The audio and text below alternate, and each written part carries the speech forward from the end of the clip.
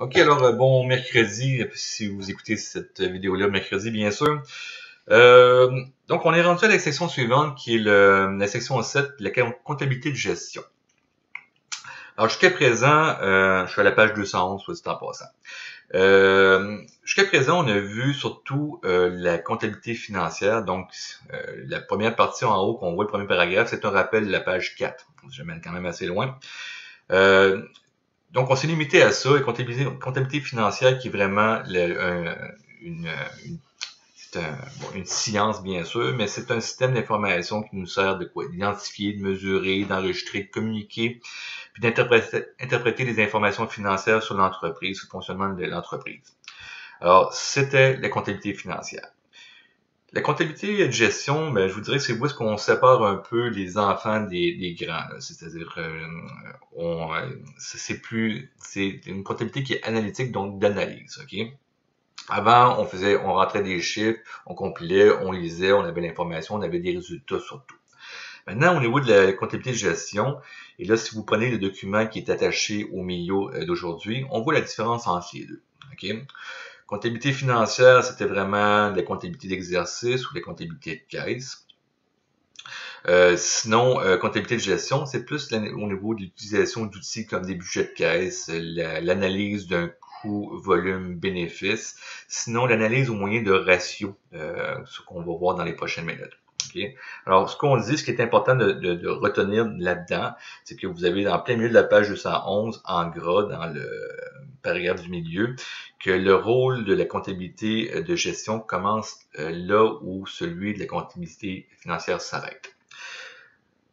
Finalement, c'est ce que les comptabilités de gestion servent aux gestionnaires de pouvoir prendre des décisions par rapport à ce qui s'en vient. Donc, en étudiant justement les données qu'on a là, c'est surtout des prévisions qu'on analyse, aussi par rapport à mon capacité d'atteindre le seuil de rentabilité. À ce moment-là, l'information que le gestionnaire va utiliser, c'est surtout pour pouvoir prendre des décisions, établir des objectifs pour l'avenir.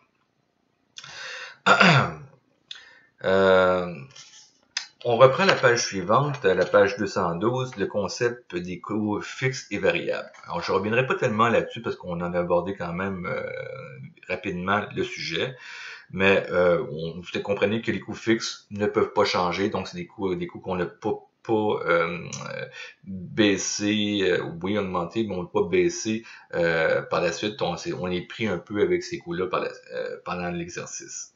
Les coûts variables, c'est justement, quand on parle de décision du gestionnaire, c'est là-dessus que le gestionnaire peut jouer. Alors, il peut réduire ces coûts-là ou les augmenter selon comment il exploite son entreprise. Le paragraphe en bas de la page 212 est important. Vous vous rappelez qu'au début de la session, on a vu des principes comptables généralement reconnus, les PCGR. On avait vu quelques-uns, on a vu, je pense qu'on s'était limité à 4, je ne me trompe pas. Ben, il y en a d'autres, évidemment. OK? Un qu'on faut considérer ici, c'est le principe comptable de l'importance relative. Ce principe-là, c'est surtout pour justement, il faut l'appliquer quand c'est difficile de départager est-ce que cette charge-là, ce coût-là, est un coût fixe ou un coût variable. Ben, l'idée est la suivante, c'est que si ça vous prend plus de temps et d'argent à être capable d'essayer de départir, est-ce que c'est un coût fixe ou un coût variable, à ce moment-là, cassez-vous pas la tête avec ça, allez-y avec la logique. Si ça vous prend une analyse, puis des démarches pour essayer de voir quels sont les montants qu'on va mettre dans les coûts fixes ou variables, ben, si elle vous apparaît, fixe cette dépense-là, vous la mettez dans les coûts fixes, vous ne cherchez pas à savoir est-ce qu'il y a une possibilité que je mette des coûts variables là-dedans ou pas. Alors, vous allez avec le gros bon sens d'une certaine façon. Donc, si ça vous prend du temps à départir ça, bien, je pense que, je suis certain, vous êtes mieux de vous baser sur si c'est un coût fixe ou variable au départ, que plutôt de chercher à savoir où est-ce que ça va. Dans cette section aussi, un peu comme je vous ai dit, là, on va pas voir le reste, malgré que j'ai libéré tous les documents sur l'IA. Si ceux qui ont du temps et que ça vous tente de pousser l'exercice plus loin, oui, je vous dirais lisez ces pages-là et allez voir à ce moment-là les documents sur l'IA pour voir les corriger, les exercices et tout ça.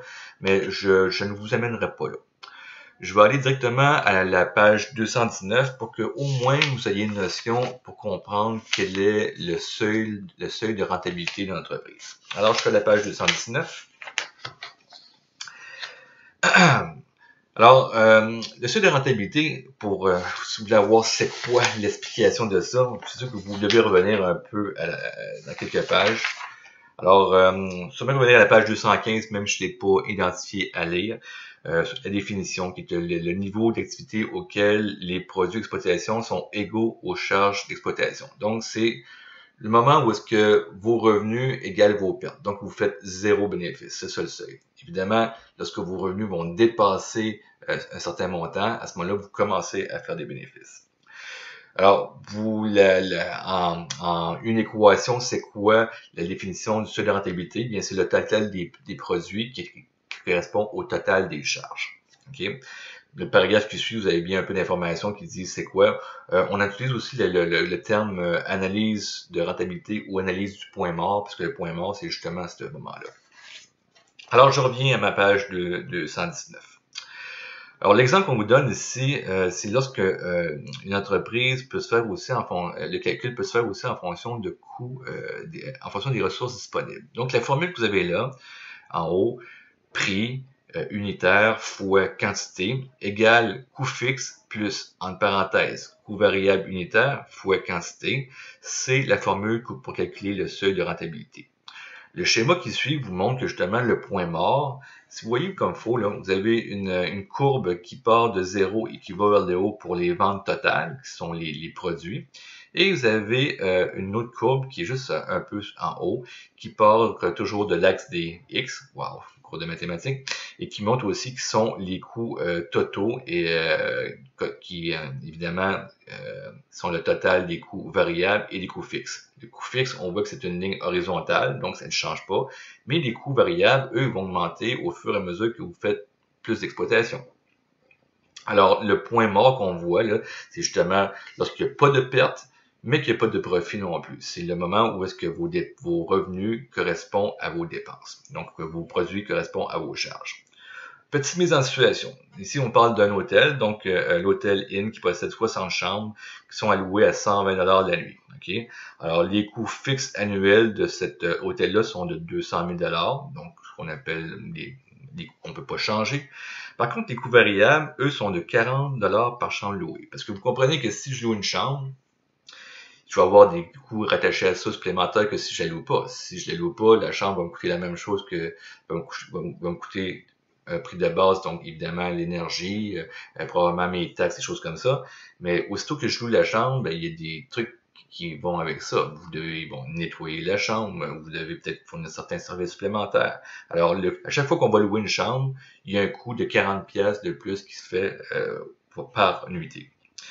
Vous avez, alors pour connaître le nombre de nuitées à atteindre pour que l'hôtel soit rentable, il faut utiliser la formule qu'on a vue ci haut. Alors vous prenez, dans ce cas-ci, le prix unitaire et le prix de location, donc le 120 $ par nuit, fois le nombre de nuitées, c'est ce qu'on n'a pas, c'est ce qu'on cherche.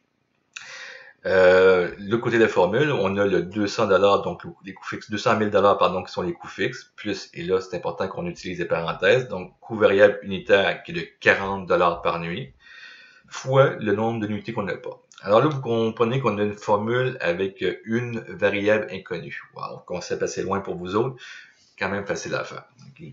Alors, si vous suivez le reste de la formule, donc vous gardez d'un côté le 120 $ moins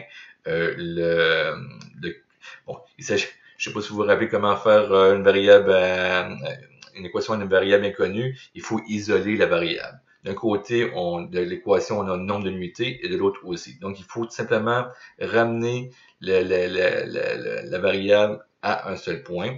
Alors, ce qui était positif du côté droit, si on le ramène du côté gauche de l'équation, devient négatif. D'où le 120 $ moins le 40 $. Toujours fois le nombre de nuitées, puisqu'on a traversé de ce côté, égale, il nous reste le 200 000 $ de frais fixes qui est toujours à droite. Donc, 120 moins 40 donne 80, toujours fois le nombre de nuitées qu'on ne sait pas, égale nos frais fixes de 200 000 $. Donc, si on isole encore la variable, ce qui était multiplié à gauche, si on le traverse à droite, devient divisé. Donc, nombre de nuitées égale 200 000 divisé par 80, ce qui nous donne un nombre de nuitées à atteindre de 2500 nuitées, pardon. Ce qui veut dire que pour cet hôtel-là, elle doit louer au moins 2500 nuitées pour être au minimum, pour atteindre au moins son seuil de rentabilité. Je pense que je vous ai scanné ces documents. Là, je me trompe pas. Donc, on voit là, son manuscrit dans le haut de la page 220, c'est quoi le graphique qu'on peut avoir par ça. Donc, si on regarde la ligne des frais fixes qui est de 200 000 la ligne horizontale, à ce moment-là, vous avez une ligne aussi qui monte de zéro, qui s'en va vers le haut pour atteindre les profits qui sont les revenus, et celle qui est un peu plus bas, qui correspond aux frais fixes, qui peut varier évidemment plus vous louez et plus ces frais fixes-là augmentent. Alors, le bénéfice, pour connaître le bénéfice net de cette entreprise-là, bien, c'est la même formule qu'on a utilisée auparavant, mais on la modifie légèrement. Alors, toujours, pour connaître le bénéfice, on a le prix unitaire, qui est toujours de 120 fois, si on fait ça même que se vérifier, là, on prend le 2500 nuitées qu'on a obtenu en bas de page 219 et on poursuit l'équation avec un moins, on ouvre la parenthèse, les frais fixes de 200 000 plus on ouvre la parenthèse 40 de frais de coûts variables, fois toujours le même nombre de nuitées, 2500. Donc, si on fait le calcul, vous allez voir que vous obtenez un bénéfice de zéro, évidemment, pour qu'on loue 2500 nuitées. Je fais une pause et je vous reviens avec la dernière partie de cet exercice-là.